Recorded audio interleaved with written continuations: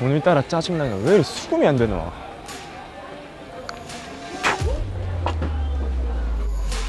어머, 여기다 침을 이렇게 뱉으면 어떡해요?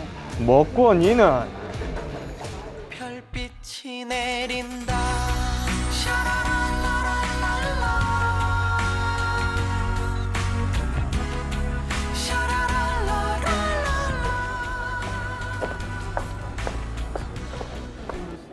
저기요 잠깐만요.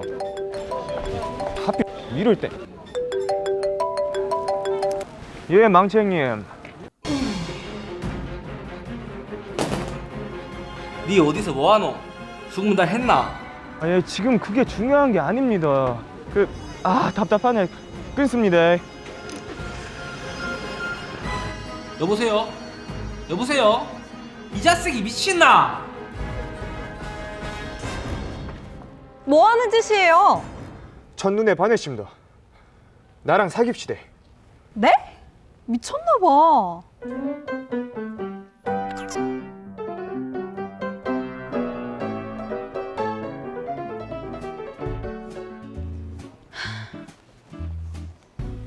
계속 따라올 거예요? 내 진짜 좋은 사람입니다. 앞으로 3번. 딱 3번만 만나주소. 저는 깡패는 안 만나요. 뭐라카노? 깡패? 뭐 그깟 깡패 안 하면 되지.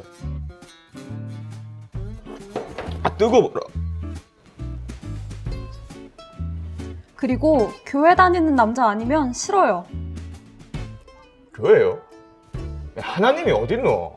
차라리 내 주먹을 믿지. 그럼 어쩔 수 없죠? 누가 안 간대요? 교회 가면 될 거 아닙니까?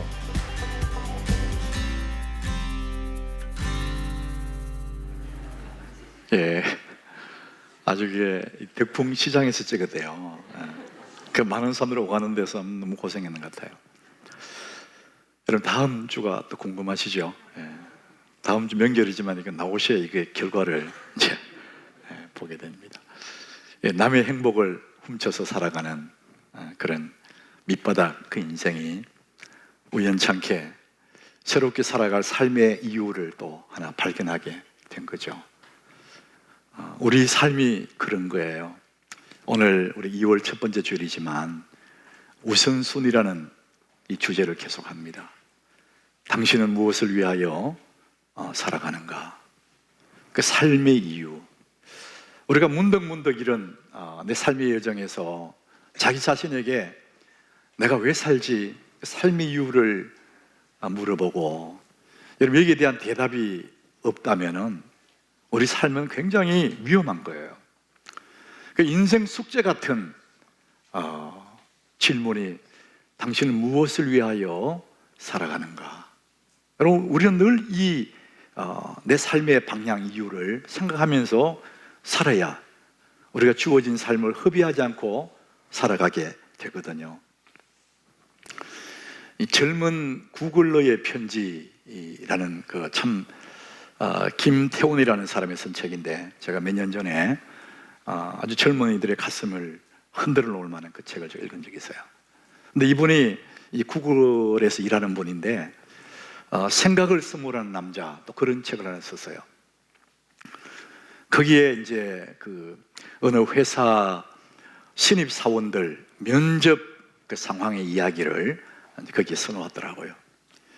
회사의 신입 사원들을 뽑기 위해서 이제 면접에 사람들을 부르는데 그 면접 올 사람들에게 연락해서 그날 올 때 준비물을 가져오세요. 그 준비물은 당신들이 평소에 쓰던 노트북입니다. 이렇게 준비물을 보내요. 그래서 면접 보러 오는 많은 젊은이들이 자기가 쓰던 노트북을 들고 면접실에 왔습니다. 넓은 면접실에 다 앉게 한 다음에 자 컴퓨터를 여십시오. 그리고 인터넷 창을 띄우세요. 다 인터넷 창을 띄웠습니다. 그리고는 여러분 밖에 나가서 1시간쯤 있다가 들어오세요. 그걸 다 내보내요. 면접관들이 그 열려있는 인터넷 창을 들어가 봐요. 즐겨찾기에 들어가서 이 사람이 어느 사이트에 자주 들어가는지 그걸 한번 보는 거예요. 그러면은 이 사람이 자주 들어가는 사이트가 이 사람의 관심 분야거든요. 그래서 면접하기 전에 이 사람들의 기본적인 관심이 어디 있는지를 알아보기 위한 하는 방편으로 그 사이트, 인터넷 사이트 어디 자주 들어가는지를 봤다는 것입니다. 굉장히 합리적이지 않습니까? 이 사람이 만약에 경제나 이런 부분에 관심이 있다면 그런 관련된 사이트에 자주 들어가겠죠. 근데 자주 찾기, 즐겨 찾기 그 창이 만약 그게 없다면 이 사람이 경제에 관심이 있다는 거짓말이 되겠죠. 요즘 시대의 사람들은 어디에 어떤 어플리케이션에 자주 쓰는지를 보면 이제 그 사람이 관심이 어디 있는지를 알게 되죠. 옛날에는 누구와 어떤 사람이 자주 밥을 먹는지 보고 그 사람 평가했다면 요즘은 인터넷 사이트에 자주 접속하는 사이트, 그 다음에 스마트폰에서 자주 이렇게 들어가는 그 어플리케이션을 보면 그 사람의 관심을 알게 된다. 굉장히 합리적인 이야기입니다. 여러분은 무엇을 위하여 살아가고 있습니까? 어떤 일에 관심을 갖고 있습니까? 요즘 우리가 사회적인 거리두기 여기에서 굉장히 사람들이 이제 지쳐가고 힘들어해요. 우리 작년 이맘때쯤에 처음 이 코로나 바이러스가 이제 생겼다 했을 때 저 중국 우한의 한 지역의 일로만 생각했어요. 강 건너 불로 생각했거든요. 근데 그것이 어느 날 전 세계로 퍼져나갈 때 그래도 우리는 뭐 3월이 지나고 4월쯤에는 괜찮겠지. 전문가들도 그렇게 생각한 사람이 많았어요. 온도가 좀 올라가면 좋아질 거다. 그런데 그게 여름이 가고 가을이 가고 이 추운 겨울이 지나면서 더 심해진 이런 상황을 맞이해서 그래서 사람들이 굉장히 힘들어하는 거예요. 굉장히 답답해하고 이 코로나 블루라는 말도 생길 만큼 사람들이 우울해하는 겁니다. 왜 답답해하고 힘들어할까? 뭐 경제 활동하는 사람들이 그게 이제 좀 이렇게 정치되니까 힘들어하는 건 맞아요. 그러나 더 많은 사람들이 힘겨워하는 이유는 자기 취미생활, 여가 활동을 못한다. 거기에 굉장히 답답해한다는 거예요. 여러분, 취미생활, 여가 활동이라는 것은 우리가 주 하는 일들이 있고 그 나머지 조각난 시간들을 내가 원하는, 내가 하고 싶은 일들을 하는 것이 취미생활이고 여가생활이잖아요. 근데 많은 사람들이 그 여가를 자기 본업처럼 하는 사람이 있다니까요. 이제 위험한, 자기도 모르게 자기 좋아하는 게 그러니까 그쪽으로 자꾸 빠져드는 그런 경우들이 많아요. 제가 이민교회 목회하면서 그런 걸 많이 봤거든요. 우리나라 사람들이 이민을 가서 남의 나라에 살다 보면 참 긴장이 되거든요. 그래서 바닥부터 시작해서 열심히 일을 해요. 앞뒤도 안 보고 열심히 일을 해요. 그래 한 10년쯤 지나고 15년, 20년 지나가면 기반이 잡아져요. 삶의 기반이. 그것 때문에 좀 여유가 생기는 거거든요. 그때부터 취미생활, 여가생활을 하는데 거의가 남자들은 골프를 배워요. 우리나라 골프가 그 당시만 해도 뭐 특정한 사람들 외에는 할 수가 없는 고급 스포츠를 생각하니까 이 사람 미국 가보니까 누구나 할 수 있으니까 그래서 사람들이 골프에 빠지게 되는 거죠. 처음에는 여가로 취미로 시작했다가 점점 재미를 붙여가지고 나중에는 자기가 무슨 프로 선수처럼 활동을 해요. 눈만 뜨면 그거 하는 거예요. 아침에 가게만 겨우 열고 종업원에게 맡기고 자기는 골프장에 가는 거예요. 여러분, 주인 없는 가게가 잘 될 리가 없죠. 점점 매출이 떨어지고 급기야는 문을 닫게 돼요. 그리고 이혼을 당하는 그런 경우도 있었어요. 여가여야 되는데 그게 본업이 되는 경우가 있다는 거예요. 우리 많은 아이들이 자기가 좋아하는 것에 빠지는 경우가 있습니다. 어른들도 예외가 아니에요. 내가 좋아하는 취미, 내가 좋아하는 여가 활동, 그거를 굉장히 좋아하는 거예요. 그건 좋기는 한데 자기도 모르게 여러분 그게 절제하지 않으면 그것이 내 삶을 무너뜨리는 사단의 도구가 될 수가 있습니다. 우리 이때쯤에 자기에게 질문해 봐야 돼요. 나는 무엇을 위해 살고 있지? 내가 왜 살지? 한번 좀 이렇게 질문을 해 봐야 되는 것입니다. 오늘 우리는 이 바울이라는 사람이 이 본문 3절에서 자기를 소개해요. 내가 어떤 사람이다. 원래 이 바울은 예수님을 만나기 전에 이름이 사울이었거든요. 근데 예수를 만난 후에 이름이 이제 바울로 바뀌는데, 선교지를 다 돌고 긴 여정을 마친 다음에 예루살렘에 와서 예루살렘에 있는 그 수많은 유대인들 앞에 자기의 사기를 소개합니다. 3절에 뭐라고 하냐, 이렇게 말합니다. 나는 유대인으로 길리기아 다소에서 났다. 그러니까 이 사람이 그 신분 자체가 굉장히 확실한 사람이라는 거죠. 그리고 그 다음에 뭐래요? 우리 조상들의 율법에 엄한 교육을 받았는데 가마리엘 문화에서 받았다. 그러니까 최고의 학문을 배웠다는 거예요. 그러니까 사회적으로도 그렇고 지식 수준도 그렇고 굉장히 가진 자라는 것입니다. 이 사람은 태어나면서부터 유대인이기도 하지만은 그 당시에 최고의 힘이 있던 로마 나라의 시민권을 가진 자였다는 거죠. 이제 함부로 못 건드리는 로마의 시민권을 가진 자. 그러니까 다 가진 자로 태어난 거예요. 그렇게 살아온 거예요. 그리고는 이 3절 마지막 길을 보니까 하나님께 대하여는 열심히 있다는 거예요. 어디 하나 빼놓을 거 없는 완벽한 사람처럼 다 가졌고 하나님에 대해서도 굉장히 열심히 있었다는 거예요. 근데 그 열심을 어떻게 표현했느냐면 4절에 그 열심을 가지고 뭐 했느냐? 내가 이 도를 박해하여, 이 도가 뭐냐? 예수 믿는 도, 예수님을 따르는 사람들, 그 사람들을 잡아서 죽이기까지 했고 남녀를 결박하여 옥에 가둬버렸다는 거예요. 하나님에 대한 열심을 가지고 예수 믿는 이것들이 안 되겠다, 잡아가 죽이고 막 옥에 막 가둬버리는 그쪽으로 열심을 품은 거예요. 그러니까 이 바울의 삶의 이유, 목적은 하나님께 충성하는데 그 방법이 뭐냐?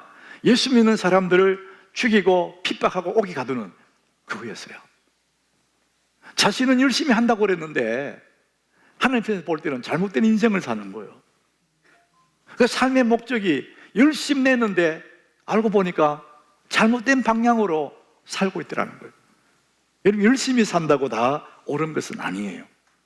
방향이 틀리면은 후회되는 것이죠. 자, 그래서 여러분들이 평소에 가지고 있는 그 관심들, 또 내가 갖는 여가들, 그게 나쁘지는 않지만 여러분 그 관심을 바꾸면은 우리 삶의 내용이 달라질 수 있거든요. 이 사울, 이 바울은 자기의 관심, 자기의 그 열심, 이것은 예수 믿는 사람들을 핍박하고 옥에 가두는 거였어요. 그래서 예루살렘에 있는 사람들뿐만 아니라 이제는 저 다메섹에 있는, 신앙 때문에 피해가서 다메섹에 있는 그 사람들을 잡아서 끌고 와서 옥에 가두려는 그 열심을 가지고 지금 다메섹으로 가고 있는 거예요. 오늘 6절에 보니까요, 이제 열심히 이제 살기가 등등해서 잡으러 가고 있어요. 이제 가는 중에 열심히 가고 있습니다. 가는 중에 다메섹에 가까이 갔을 때에, 목적지에 거기 도착할 때쯤에, 그때 오정쯤 되었는데 호련히 하늘로부터 큰 빛이 자기를 둘러 비쳤다는 거예요. 자기 지나온 날을 간증하는 거예요. 지금 멀쩡 대낮인데 그 햇빛 아래 열심히 다메섹 가고 있는데, 다메섹에 도착할 그때쯤에 갑자기 하늘에 호련히 큰 빛이 비쳤다는 거예요. 그건 태양이 아니죠. 여기서 큰 빛이라는 것은 상상할 수 없는 밝은 빛이라는 거예요. 너무 빛이 강해가지고 눈을 뜰 수 없어서 그 빛 앞에 쓰러진 거예요. 우리는 그 빛이 그리스도의 빛이라는 것을 우리가 그 뒤에 보면 알게 돼요. 왜 네가 나를 핍박하느냐, 이런 음성이 들려요. 쓰러져 있었는데. 그래서 물어보죠. 당신이 누굽니까? 물었더니 8절에 나는 네가 박해하는 나사렛 예수라. 아, 예수님을 믿는 사람들 잡으러 가고 있는데 그들의 주인 되신 예수가 나타난 거예요. 네가 박해하는 예수다. 그 쓰러진 상태에서 그 음성을 듣고 나니까 기가 막히고, 자기는 열심히 내서 하나님께 충성한다고 예수 믿는 사람을 잡으러 가는데 그 예수 믿는 사람들이 주인 되시는 그 예수가 나타나서 왜 네가 나를 박해하느냐, 아, 내가 잘못 살아왔구나 알게 된 거예요. 여러분, 이 말씀을 가만히 보면 참 우리가 위로되는 게, 예수 믿는 사람을 잡으러 가는데 예수 믿는 사람들의 주인 되시는 예수님이 나타나요. 왜 네가 나를 핍박하느냐, 그 믿는 자 하나님을 믿는 예수 그리스도의 자녀들 그 등 뒤에 그 배 위에는 예수님이 계신다는 거예요. 너무 이게 위로가 되는 거죠. 나 혼자 같은데, 세상에서 나를 막 비난할 때 나 혼자 같은데 그 배 위에 예수님이 계신다는 거예요. 우리의 바위 같은 그분, 산성 같은 그분이 우리와 함께 있다는 거죠. 자, 그래서 이 지금 사울은 예수님을 만난 다음에 너무너무 이게 쇼크를 먹은 거예요. 아, 내가 잘못 살아왔구나. 자, 그래서 이 사람이 빛 가운데 그 예수를 만난 후에 삶을 바꿔요. 그리고 아라비아 광야로 갑니다. 갈라디아서 1장 17절에 나보다 먼저 사도된 자들을 만나려고 예루살렘으로 가지 않고 아라비아로 갔다, 이렇게 말합니다. 이 아라비아는 광야죠, 광야. 아무것도 없는 광야. 잘못된 길을 가다가 잠시 멈추고 삶의 방향을 바꾸기 위해서 아라비아 광야로 간 거예요. 우리는 성경에서 광야로 갔다는 얘기는 있는데 거기서 뭘 했는지는 기록하지 않아요. 근데 학자들이 그 아라비아 광야에서 한 3년 정도 머물렀을 거다, 이렇게 정황적으로 해석을 해요. 우리는 뭘 했는지는 모르지만 확실한 건 뭐냐, 바울은 그곳에서 자기의 잘못 살아온 삶의 목적, 잘못 살아왔던 지난날에 대해서 정리하는 기간으로 아라비아 광야에서 지내고 있어요. 아무도 없는 고독한 광야에서 홀로의 시간을 보내면서 새로운 삶의 방향을 정하고 있는 겁니다. 그러니까 멈춤의 시간이 필요한 거예요. 준비 기간이 필요하단 말이죠. 예수님도 공생애를 시작하시기 전에 40일 동안 광야에 계셨거든요. 금식하면서. 저도 이렇게 목회 여정 속에 힘겹고 지치고 답답하고 너무 앞이 안 보일 때, 여러분 그럴 때 목사가 어디 가겠습니까? 갈 데가 없어요. 그럴 때는 한적한 고독한 장소 기도원에 가요. 그리고 그곳에서 며칠을 금식을 하면서 하나님 앞에 머물러요.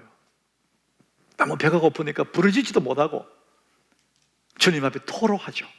내 마음의 아픔들을, 이 상황들을 있는 그대로 주님 앞에 토로하고, 그렇게 며칠을 지나고 나면 두 가지 일이 벌어져요.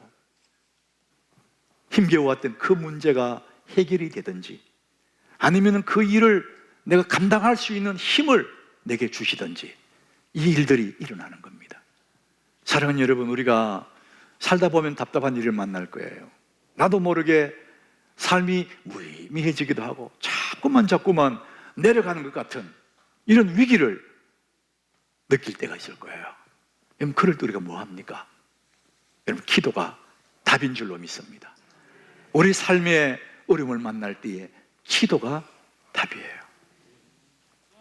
지난주에 함께 나눴던 야곱은 20년에 읽어놓은 그 성공이 물거품될 그 찰나에, 홀로 고독한 그 시간에 약복강변에서 천사와 씨름하지 않습니까? 기도의 불가마 속에 들어가잖아요. 그리고는 그 다음날 떠오르는 아침 햇살, 분해의 햇살을 바라보면서 감격 속에 새로운 삶을 출발하지 않습니까?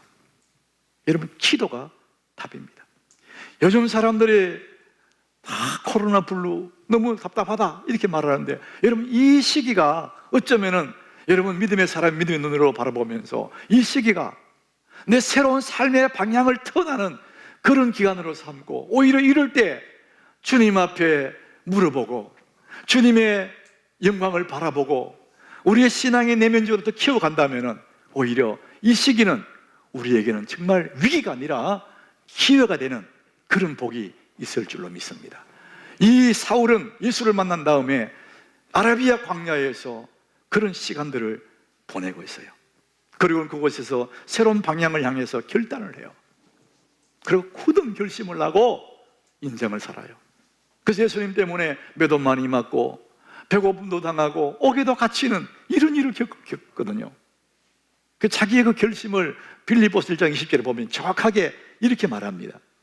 나의 간절한 기대와 소망을 따라 아무 일이든지 부끄러워하지 아니하고 지금도 전과 같이 온전히 담대하여 살든지 죽든지 내 몸에서 그리스도가 존귀하게 되게 하려 하나님.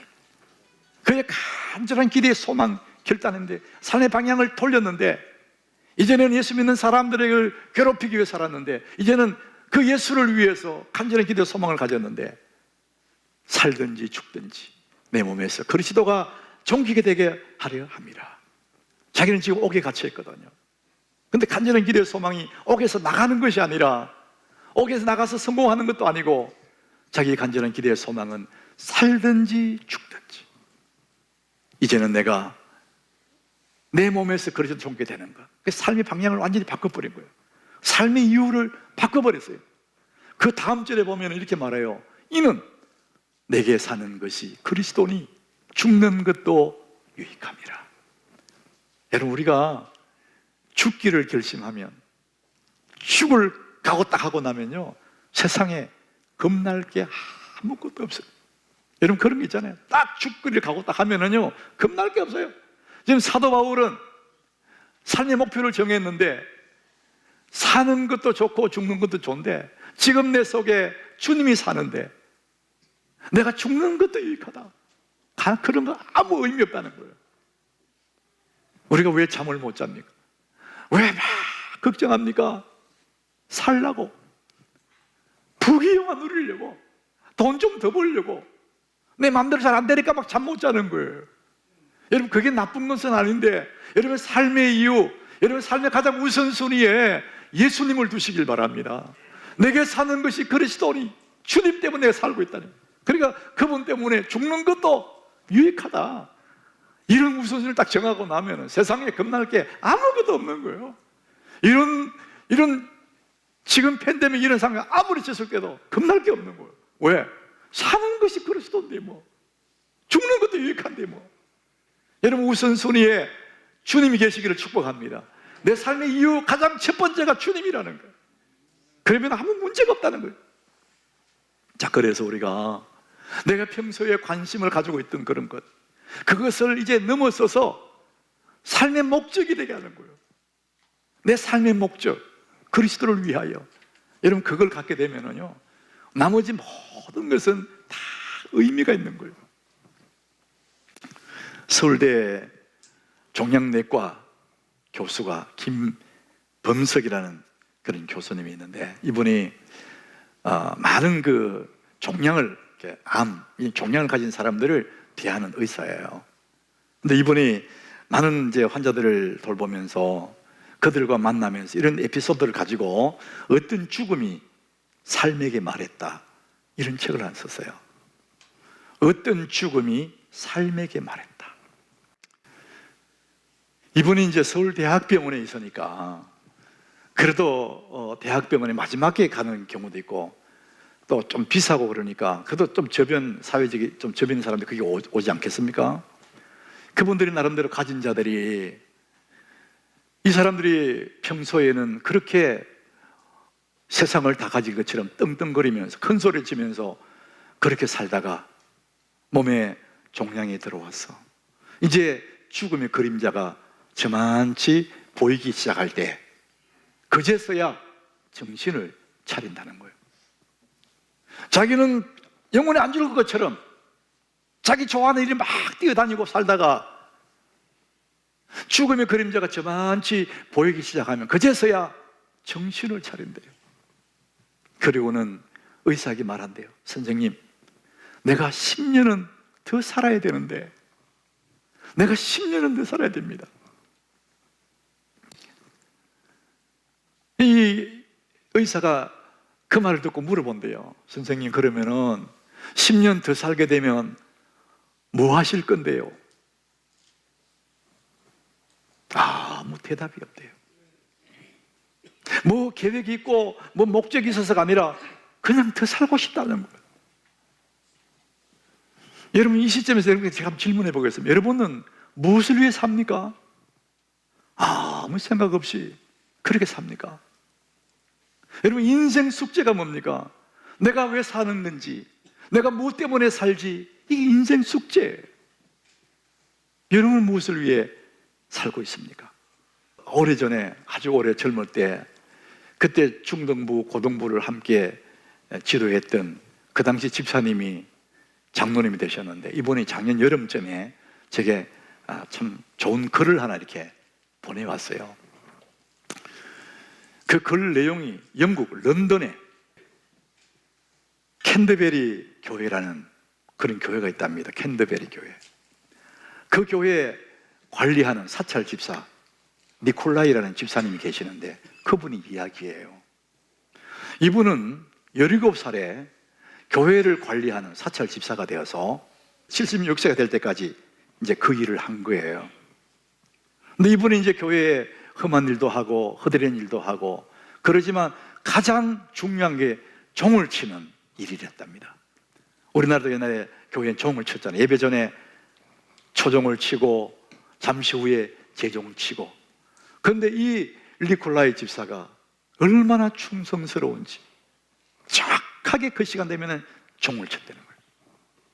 그래서 런던 시민들도 하도 정확하게 종을 쳐주니까 니콜라이 종소를 듣고 자기의 약속들을 잡아가고 그만큼 이 사람은 정확한 사람이었다는 거예요. 자, 그런 가운데서도 이분이 두 아들을 잘 키웠는데 캠브리지와 옥스퍼드 대학을 다 나와서 사회에 중요한 자리를 차지했다는 거죠. 아들들이 나름대로 살만한 사람들이 됐으니까 아버지에게 얘기해. 아버지, 이제 우리가 이렇게 살만하게 되어 있어요. 아버지 이제 그 일 그만하세요. 우리가 잘 모시겠습니다. 아버지는 그 아들들의 그 고마운 마음을 알지만은 이렇게 말해요. 아니야, 나는 끝까지 이 일을 해야 돼. 이러면서 자기 하던 일을 계속 했다는 거예요.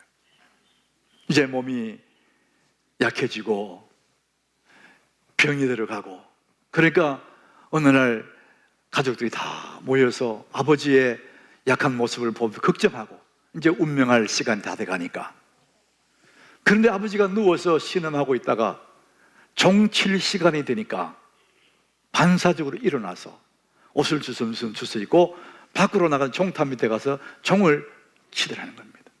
죽어가던 사람이 종을 몇 번 치다가 그 종탑 아래서 누워서 하나님 앞에 부름을 받았다는 거예요. 너무나 아름다운 이야기를 엘리자베스 여왕이 들었답니다. 너무 아름다운 감동적인 이 사람. 그래서 황실의 무덤에 이 사람을 묻게 해줬대요. 그리고 이 가문을 귀족의 반열에 올리셨다는 겁니다. 이 니콜라이 신실한 집사가 죽던 그날 런던에 있던 모든 상가들이 문을 닫았대요. 이분을 애도하느라고. 너무 귀한 분이 돌아가셨다. 유흥업소까지도 문을 다 닫았다는 거예요. 그리고 이분이 죽어서 장례 다 치른 다음에 그분이 죽던 날을 기념해서 런던은 휴일로 정했답니다. 한 교회에 이름 없는 종치기, 허드렛 일을 하던 그 사람이 죽은 그날 휴일이 될 만큼 큰 흔적을 남기고 갔다는 거예요. 다메섹에서 예수님을 만났던 사도 바울은 그날로 결심을 합니다. 삶의 방향을 완전히 바꾸어요.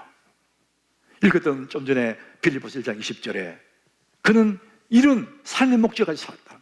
나의 간절한 기대와 소망을 따라. 간절한 기대와 소망. 다른 말로 우리나라 말로 쉽게 번역하면 학수고대했대. 내가 학수고대한 일이 있는데 그게 뭐냐? 이 옥에서 나가고 돈 많이 벌고 성공하는 그게 아니고 내가 간절한 기대와 소망, 학수고대한 날이 뭐냐? 살든지 죽든지 내 몸에서 그리스도가 존귀게 되는 그것이 이 사람의 삶의 이유가 되었다는 거예요. 사랑하는 여러분, 여러분은 무엇을 위해 사십니까? 여러분은 오늘도 무엇에 관심을 두고 사십니까? 사도 바울은 로마서 14장 8절에 자기의 삶을 이렇게 요약해요. 우리 같이 읽어봅니다. 우리가 살아도 주를 위하여 살고 죽어도 주를 위하여 죽나니 그러므로 사나 죽으나 우리가 주의 것이로다. 살아도 주를 위해 살고 죽어도 주를 위해 살고 죽고 사나 죽으나 우리가 주의 것이로다. 그 살아도 좋고 죽어도 좋고 사나 죽으나 나는 주님의 것입니다. 삶의 이유, 무엇을 위해 사는가는 너무너무 중요합니다. 사랑하는 우리 하나님교회 교우 여러분, 녹록하지 않는 그런 삶의 여정 속에서 답답한 일 많을 거예요. 그러나 여러분 삶의 가장 우선순위에 나는 이것 때문에 산다, 가장 우선순위에 예수로 살기를 결정하면, 사나 죽은 나는 주님의 것이니까 여러분 그것을 결정하면 나머지 모든 것은 아무 문제가 없습니다. 여러분 승리하게 될 줄로 믿습니다. 사나 죽으나 나는 주님의 것입니다. 오늘부터 우리 하나님교회 교우들은 근심의 빛이 없는, 살아도 주를 위해 살고 죽어도 주를 위해 살고, 살면 주의 영광, 죽어도 주님 영광, 사나 죽으나 나는 주님의 것입니다. 여러분 이 고백이 우리 하나님교회 교우들의 고백이 되어서 세상을 이기고 승리하는 여러분 되시기를 주님 이름으로 축복합니다.